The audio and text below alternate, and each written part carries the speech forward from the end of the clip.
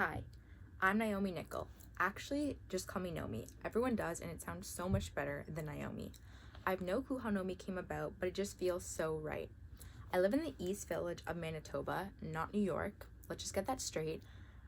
I wish I was writing this from my bedroom in New York. Anyways, my dad's name is Ray. He and I live together in what I like to call a claustrophobic community. I swear people here just can't wait to die, and I'm so sick of it.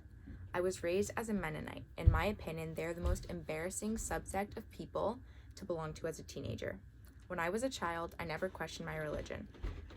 I followed the rules and listened to those around me because I knew nothing else. I feel like growing up, I was trapped from being myself, and even now, I'm trapped by my loyalty to my father. Wow, I've never said that out loud. I don't mean it in a bad way, but I'm the only family he has. He has been loyal to the Mennonite community for his whole life, and my mother and Trudy, my older sister, left the town 3 years ago. I sometimes wish I went with them, but I didn't think the same 3 years ago as I do now. Plus, I need to stay in the East Village for him, my father. This is all I know.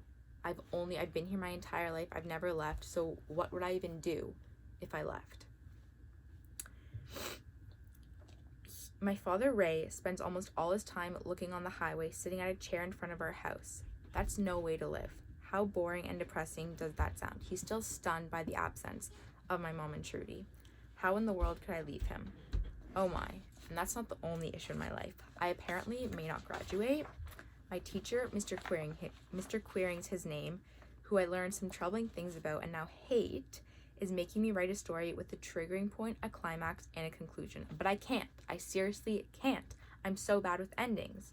I would categorize myself as smart, very intelligent, but when it's boring and stupid stuff like schoolwork, why should I do it? Like, why should I write a story for someone that I don't even like? Mr. Queering has caused enough stress for me. Also, this is another reason why I need to get out of this town. If you're creative, independent, or have any wrong opinions, you can't fit in. It's like the Mennonite way or the highway.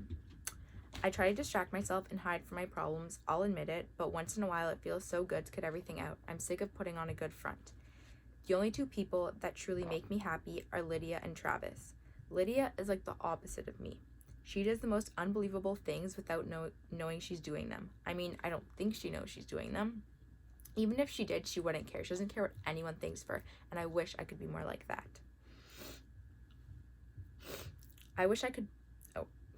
Travis is my boyfriend. It's obvious people in town judge our relationship because they think the things we do are inappropriate, but really we're teenagers. Am I supposed to go play in the park with him? No. Like, what else are we supposed to do? We're teenagers. We have to grow up and learn. Travis and I are similar. He's really smart like me, but we're both curious and want to experience things that don't ever happen in our community. We're sick of the same old stuff.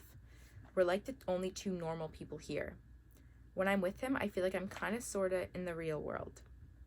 Honestly, I look up to him. Yes, we have our problems. He can be ignorant and sometimes doesn't understand my family dynamic or problems, but every relationship has problems. That's life.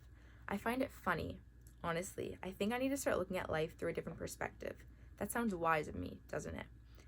It's like this paper I'm freaking out about. I could spend hours writing this rant and have no problem, but for some reason, I can't seem to do that. I'm overthinking it, but the fact that it's for Mr. Queering just makes me mad. It like blocks my mind from being able to write. I like writing about stuff that I actually want to talk about. Anyways, I think that's enough.